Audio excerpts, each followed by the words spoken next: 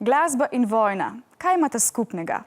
Naša ekipa je obiskala zelo zanimiv orkester. 100 mladih, ki se je na evropsko turnejo podal željo, da vojne nikoli več ne bi bilo. Glasba je namreč jezik, ki ne pozna meja. In tako je tudi pri mladih glasbenikih, ki so iz kar 4 različnih držav, tudi iz Slovenije. Svojo glasbo pa prinašajo sporočilo miru.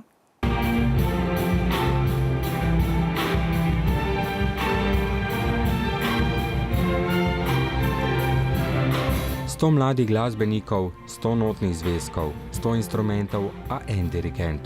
Orkester 100 mladih sestavljajo glasbeniki iz Slovenije, Italije, Srbije in Makedonije, držav, kjer je še 100 let nazaj divjala Prva svetovna vojna.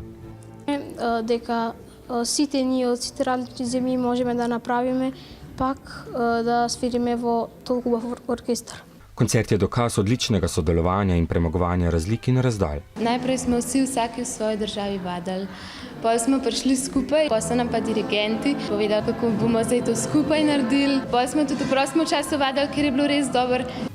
Kad smo došli, smo spavali kaj deca od Slovenije, so njivni semejstva, smo družili, gledali smo filmove. V naši hiši je bilo 6 Italijank, zabavali smo se fajn, smo igrali skupaj na klavir, pel. Koncert prinaša sporočilo miru in vsebuje skladbe različnih obdobij, od baroka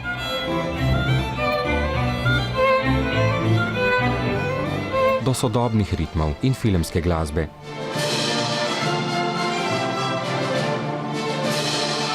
En jezik, glasba, je presegal državne meje in prešel od Ohrida, Beograda in Ljubljane do Desenzana in Milana, kamor se orkester 100 mladih podaja v prihodnjih dneh. Tudi, ko po koncu tega orkestra bomo mi seveda še ohranili stike, ker smo dobili veliko novih prijateljev, ne moramo jih kar zapustiti, to bi bilo noro.